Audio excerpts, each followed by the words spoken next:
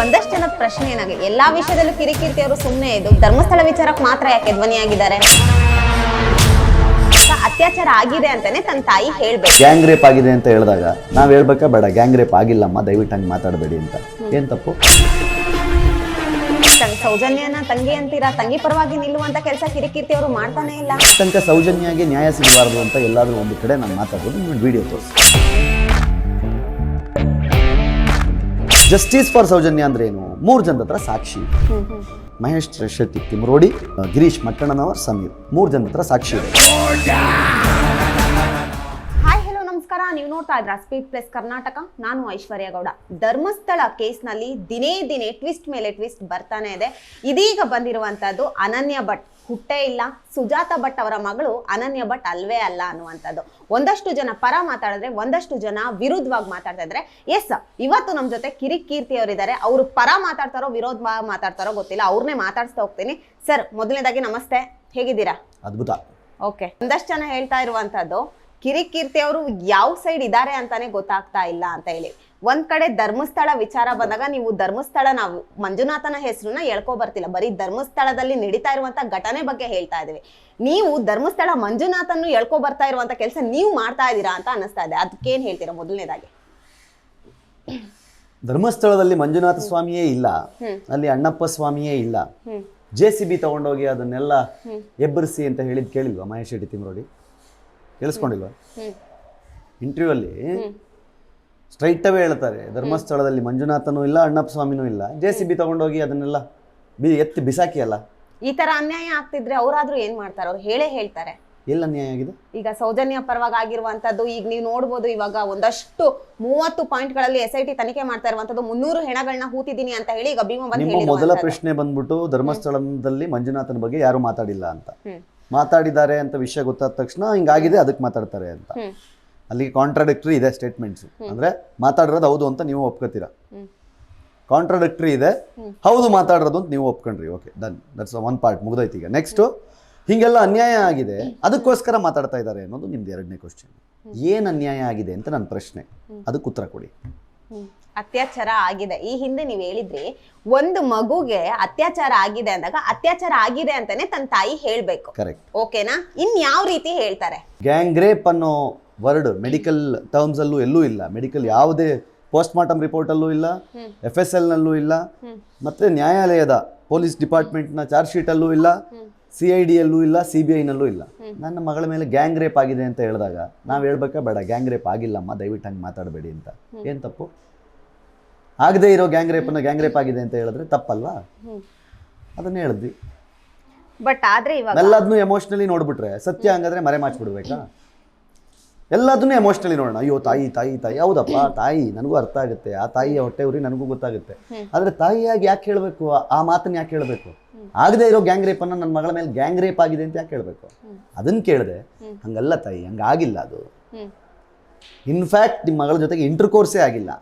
ಅದನ್ನ ನಾನೆಲ್ಲ ಹೇಳ್ತಾ ಇರೋದು. ಅದು ಪೋಸ್ಟ್ ಮಾರ್ಟಮ್ ಅಲ್ಲೂ ಇದೆ, 2 ಫಿಂಗರ್ಸ್ ಎಂಟ್ರಿ ಆಗಿದೆ ಅಂತ. And at the same time Rudramuni ಅವರು ಅದನ್ನು ತುಂಬಾ ಸ್ಪಷ್ಟವಾಗಿ ಅವ್ರ ತಾಯಿಗೆ ಹೇಳಿದ್ದಾರೆ. ಆ ತಾಯಿಗೆ ಅವರು ಹೇಳಿದ್ರು ಏನಂತ, ನಿನ್ನ ಮಗಳು ಪವಿತ್ರವಾಗಿ ಸತ್ತಿದ್ದಾಳಮ್ಮ ಅನ್ನೋದನ್ನ ನಾನು ರುದ್ರಮುನಿ ಅವರ ಸ್ಟೇಟ್ಮೆಂಟ್ ಅನ್ನು ಉಲ್ಲೇಖ ಮಾಡಿ ಹೇಳಿದೆ. ನೋಡಿ, ಅವ್ರಿಗೆ ಹೇಳಿದ ಅರ್ಥ ಏನು ಅಂತಂದ್ರೆ ಇಂಟರ್ಕೋರ್ಸ್ ಆಗಿರ್ಲಿಲ್ಲ ಅಂತ. ಅತ್ಯಾಚಾರ ಅಂದ್ರೆ ಏನು? ಯಾವುದೇ ಹೆಣ್ಣು ಮಗಳನ್ನ ಬಲವಂತವಾಗಿ ಹೇಳ್ಕೊಂಡು ಅವಳ ಗುಪ್ತಾಂಗಗಳನ್ನ ಟಚ್ ಮಾಡಿದ್ರು ಸಾಕು, ಮುಗ್ದೋಯ್ತು. ಆದರೆ ಅದು ಅತ್ಯಾಚಾರ ಮುಗ್ದೋಯ್ತು. ಅತ್ಯಾಚಾರ ಮತ್ತು ಇಂಟರ್ಕೋರ್ಸ್ ಎರಡು ಅರ್ಥ ಆಗ್ಬೇಕು ಫಸ್ಟ್. ಅತ್ಯಾಚಾರ ಆಗಿದೆ ಅಂತಂದ್ರೆ ಇಂಟರ್ಕೋರ್ಸ್ ಆಗಿರ್ಲೇಬೇಕು ಅಂತಲ್ಲ. ಈಗ ನಿಮ್ಮ ಪ್ರಕಾರ ಅತ್ಯಾಚಾರ ಆಗಿಲ್ಲ? ಆಗಿದೆ. ಅತ್ಯಾಚಾರ ಆಗಿಲ್ಲ ಅಂತ ಎಲ್ಲಿ ಹೇಳಿದೀನಿ ನಾನು? ಅತ್ಯಾಚಾರ ಆಗಿದೆ. ಅತ್ಯಾಚಾರ ಅಂದ್ರೆ ಏನು? ಯಾವುದೇ ಹೆಣ್ಣು ಮಗಳನ್ನ ಬಲವಂತವಾಗಿ ಅವಳ ದೇಹದ ಮೇಲೆ ದೌರ್ಜನ್ಯ ಎಸಗಿದರೆ, ಅವಳ ಗುಪ್ತಾಂಗಗಳನ್ನ ಮುಟ್ಟಿ ಎಳೆದು ಕಚ್ಚಿ ಮಾಡಿದರೆ ಅದನ್ನ ಅತ್ಯಾಚಾರ ಎಂದು ಅದನ್ನ ಇಂಟರ್ಕೋರ್ಸೇ ಆಗಿರ್ಬೇಕು ಅಂತಿಲ್ಲ. ನಾನೇನು ಹೇಳಕ್ ಪ್ರಯತ್ನ ಪಡ್ತಿದ್ದೀನಿ, ನೀವು ಹೇಳ್ತಾ ಇದ್ರೆ ನನ್ನ ಮಗಳ ಮೇಲೆ ಗ್ಯಾಂಗ್ ರೇಪ್ ಆಗಿದೆ ಅಂತ. ಅಮ್ಮ, ಆಕೆಯ ಜೊತೆ ಇಂಟರ್ಕೋರ್ಸೇ ಆಗಿರಲಿಲ್ಲ ಅನ್ನೋದನ್ನ ಮೆಡಿಕಲ್ ರಿಪೋರ್ಟ್ಸ್ ಮತ್ತು ಇನ್ವೆಸ್ಟಿಗೇಷನ್ ಆಫೀಸರ್ಸ್ ಹೇಳ್ತಾ ಇದ್ದಾರೆ. ಸೊ ಹಾಗಾಗಿ ನೀವು ಅದನ್ನು ಗ್ಯಾಂಗ್ ರೇಪ್ ಅಂತ ಕರಿಬೇಡಿ ಅಂತ ಹೇಳ್ತಾ ಇದ್ದೀನಿ. ಯಾಕಂದ್ರೆ ಸೌಜನ್ಯ ನನಗೆ ತಂಗಿ ಇದ್ದ ಹಾಗೆ. ನನ್ನ ತಂಗಿ ಮೇಲೆ ಈ ಥರದ್ದೊಂದು ಅನ್ಯಾಯ ಆಗಿದೆ ಅಂತಂದಾಗ ನನ್ನ ತಾಯಿನೇ ಅದ್ರ ಬಗ್ಗೆ ಕೆಟ್ಟದಾಗಿ ಹೇಳಿದ್ರೆ ನನಗೆ ಇಷ್ಟ ಆಗಲ್ಲ ಅನ್ನೋದನ್ನ ಸ್ಪಷ್ಟವಾಗಿ ಗಟ್ಟಿಯಾಗಿ ಹೇಳಿದೆ ಅಷ್ಟೇ.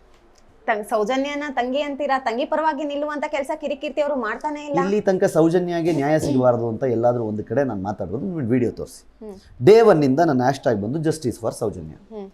ಜಸ್ಟಿಸ್ ಫಾರ್ ಸೌಜನ್ಯ ಅಂದ್ರೆ ಏನು? 3 ಜನದ ಹತ್ರ ಸಾಕ್ಷಿ.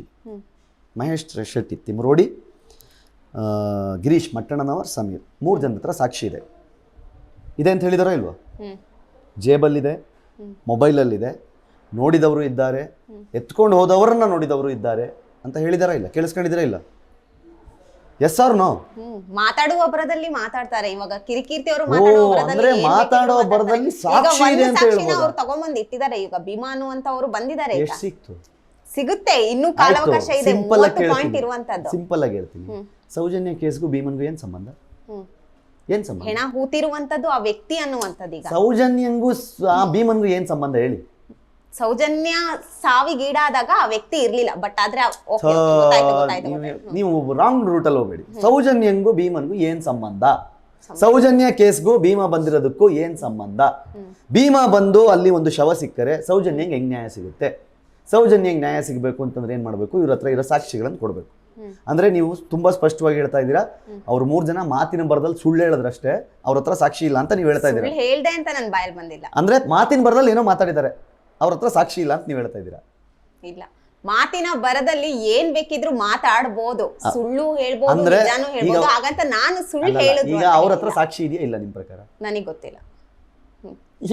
ಮಾತಿನ ಬರದಲ್ಲಿ ಹೇಳಿದ್ದಾರೆ ಅಂತ ಆದ್ಮೇಲೆ ಅವ್ರ ಹತ್ರ ಸಾಕ್ಷಿ ಇದೆಯಾ ಇಲ್ವಾ? ನನಗೆ ಗೊತ್ತಿಲ್ಲ. ಅದ್ರ ಅವ್ರ ಹತ್ರ ಇದೆ ಅಂತ ಅವ್ರು ಪದೇ ಹೇಳಿದ್ರು. ಮಟ್ಟಣ್ಣನವರು ಜಸ್ಟ್ ಬಿಫೋರ್ ಹತ್ರ ಇದೆ ಅಂದ್ರೆ ಇರ್ಬೋದು, ಒಂದ್ ಮಂತ್ ಕೆಳಗೆ ಹೇಳಿದ್ರು, ನಾಳೆ ಬೆಳಗ್ಗೆ ನಾನು ಮೀಡಿಯಾದಲ್ಲಿ ಬಿಡ್ತೀನಿ ಅಂತಾನು ಹೇಳಿದ್ರು. ನಾವು ಇವಾಗ ಏನ್ ಹೇಳ್ತಾ ಇದೀವಿ ನೋಡಿ, ಕನ್ಫ್ಯೂಸ್ ಮಾಡಬೇಡಿ ಜನನ. ಭೀಮಾ ಬಂದಿರೋ ಕೇಸೇ ಬೇರೆ, ಸೌಜನ್ಯನ್ ಕೇಸೇ ಬೇರೆ, ಎರಡನ್ನೂ ಕನ್ಫ್ಯೂಸ್ ಮಾಡಬೇಡಿ. ಜನಕ್ಕೆ ಆಲ್ರೆಡಿ ನೀವು ಡೈವರ್ಟ್ ಮಾಡ್ತಾ ಇದ್ದೀರಾ. ಭೀಮಾ ಅವ್ನ ಕೆಲಸ ಅವ್ನು ಮಾಡಲಿ, 30 ಅಲ್ಲ 300 ಪಾಯಿಂಟ್ ಮಾಡ್ಕೊಳ್ಳಿ ಅವನು. ಆಲ್ರೆಡಿ ಆ ಮನುಷ್ಯ ಇಂಡಿಯಾ ಟುಡೇಲಿ ಇವತ್ತು ಇಂಟರ್ವ್ಯೂ ಕೊಡ್ತಾ ಇದ್ದಾನೆ. ಆ ಮನುಷ್ಯ ಹೇಳ್ತಾ ಇದ್ದಾನೆ, ಆಲ್ರೆಡಿ ನನಗೆಲ್ಲ ಮರ್ತೋದಂಗೆ ಆಗ್ಬಿಟ್ಟಿದೆ, ತುಂಬ ಗಿಡಗಂಟೆಗಳು ಬೆಳೆದು ಬಿಟ್ಟಿದೆ, ಮಣ್ಣುಗಳು ಹಾಕ್ಬಿಟ್ಟಿದ್ದಾರೆ, ಡೆವಲಪ್ ಆಗ್ಬಿಟ್ಟಿದೆ. ಅಂದರೆ ಆಲ್ರೆಡಿ ಡಿಫೀಟ್ ಮೋಡ್ಗೆ ಬಂದಾಯ್ತು.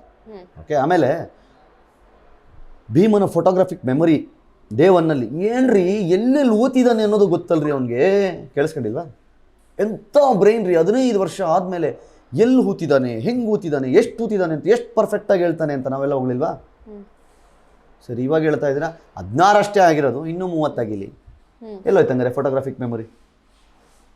ಯಾಕೆ ಒನ್ ಸೈಡೆಡ್ ಆಗಿ ನಾವು ಮಾತಾಡ್ತಾ ಹೋಗೋದು? ಅವನ ವರ್ಷನೇ ತೊಗೊಳ್ಳೋಣ. ಡೇ 1ನಲ್ಲಿ ನಾವೇ ಹೇಳಿಲ್ವಾ, ಇಂಥ ಜಾಗದಲ್ಲಿ ಹಿಂಗೆ ಇಲ್ಲಿ ಉಳಿ ಇಲ್ಲಿ ಸಿಗುತ್ತೆ, ಈ ಜಾಗದಲ್ಲಿ ಇಲ್ಲಿಲ್ವಾ, ಪಕ್ಕಕ್ಕೆ ಉಳಿ ಅಲ್ಲಿ ಸಿಗುತ್ತೆ. ಆಯ್ತು ರೀ, ಒಬ್ಬ ಭೀಮ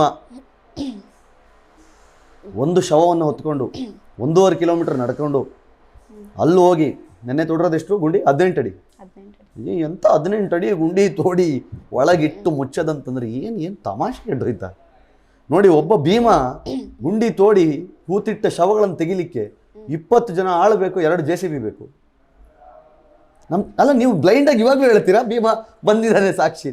ಓಕೆ, ಬರಲಿ, ಭೀಮನ ಬಗ್ಗೆ ನಂದೇ ಅಬ್ಜೆಕ್ಷನ್ ಇಲ್ಲ. ಬಟ್ ನಿಮ್ಗಳಿಗೆ ಹೆಂಗೆ ಮೈಂಡ್ಸೆಟ್ ಹೆಂಗೆ ಸೆಟ್ ಆಗ್ಬಿಟ್ಟಿದೆ ಅಂತಂದರೆ, ಅವ್ನು ಬಂದಿದ್ದಾನೆ, ಅವ್ನು ತೆಗಿತಾನೆ ಅಂತ.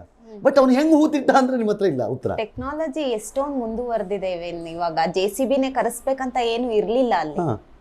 ಅದಕ್ಕೆ GPR ತರಿಸಿದ್ರಲ್ಲ, ಗ್ರೌಂಡ್ ಪೆನೆಟ್ರೇಟಿಂಗ್ ರಾಡಾರ್ ತರಿಸಿದ್ರಲ್ಲಪ್ಪ. ಕೇಳಿದ್ರಿ GPR ತರಿಸಿ 1 ವಾರ GPRಗೆ ಒದ್ದಾಟ. GPR ಬಂತು, GPR ನೋಡ್ತು, ಏನೂ ಇಲ್ಲ ಅಂತು. ಆಮೇಲೆ ಏನು ಮಾಡಿದ್ರಿ?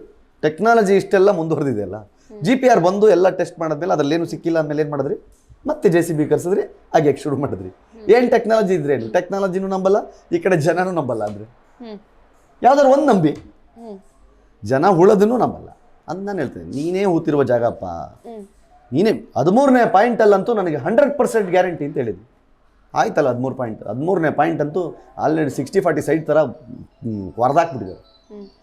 20 ಅಡಿ 18 ಅಡಿ ಏನು ಸಿಕ್ತು? ಇನ್ನೂ ನೀವು ಡಿಫೆಂಡ್ ಮಾಡ್ಕೊತೀರಾ?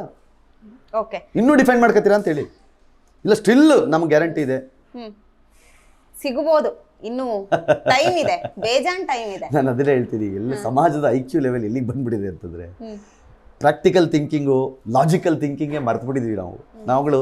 ಒಂದು ಮಿನಿಮಮ್ ಕಾಮನ್ ಸೆನ್ಸ್ ಯೋಚನೆ ಮಾಡಿಬಿಟ್ರೆ, ಒಬ್ಬನೇ ಮನುಷ್ಯ ಇದನ್ನ ಹೆಂಗೆ ಹೊತ್ಕೊಂಡೋಗಿ ಅಷ್ಟು ಅಡಿ ಆಳದಲ್ಲಿ ಉಳ್ಲಿಕ್ಕೆ ಸಾಧ್ಯ ಅಂತ ಯೋಚನೆ ಮಾಡಿಬಿಟ್ರೆ ಉತ್ತರ ಸಿಕ್ಬಿಡುತ್ತೆ. ಬಟ್ ಸ್ಟಿಲ್ ನಾವು ಹೆಂಗಿದ್ದೀವಿ ಅಂತಂದರೆ, ಸಿಗ್ಬೋದು, ಸಿಗಲಿ. ಈಗ ಒಂದಷ್ಟು ಜನದ ಪ್ರಶ್ನೆ ಏನಾಗಿದೆ, ಎಲ್ಲಾ ವಿಷಯದಲ್ಲೂ ಕಿರಿಕೀರ್ತಿ ಅವರು ಸುಮ್ಮನೆ ಇದು ಧರ್ಮಸ್ಥಳ ವಿಚಾರಕ್ಕೆ ಮಾತ್ರ ಯಾಕೆ ಧ್ವನಿಯಾಗಿದ್ದಾರೆ? ಇದೇ ಚಾನಲ್ನ ಸ್ಪೀಡ್ ಪ್ಲಸ್ ಕರ್ನಾಟಕದಲ್ಲಿ ಕಿರಿಕೀರ್ತಿ ಅಂತ ಒಂದು ಪ್ಲೇ ಲಿಸ್ಟ್ ಇದೆ. ಅದಕ್ಕೆ ಓಪನ್ ಮಾಡಿ ನೋಡಿದ್ರೆ ಲಾಸ್ಟ್ 2 ವರ್ಷದಲ್ಲಿ ಎಷ್ಟು ವಿಡಿಯೋ ಮಾಡಿದ್ದೀನಿ ಅಂತ ಫುಲ್ ಡೀಟೇಲ್ಸ್ ಸಿಗುತ್ತೆ. ಯಾವ್ಯಾವ ವಿಷಯ ಮಾತಾಡಿದ್ದೀನಿ, ಯಾವ್ಯಾವ ಸಂಬಂಧವಾಗಿ ನಾನು ಚರ್ಚೆ ಮಾಡಿದ್ದೀನಿ, ಯಾರ್ಯಾರ ಜೊತೆಗೆ ಇಂಟರ್ವ್ಯೂ ಮಾಡಿದ್ದೀನಿ, ಫುಲ್ ನಿಮ್ಮದೇ ಚಾನಲ್ಲು ಒಂದ್ಸಲಿ ಓಪನ್ ಮಾಡಿ ಪ್ಲೇಲಿಸ್ಟ್ ಓಪನ್ ಮಾಡಿ.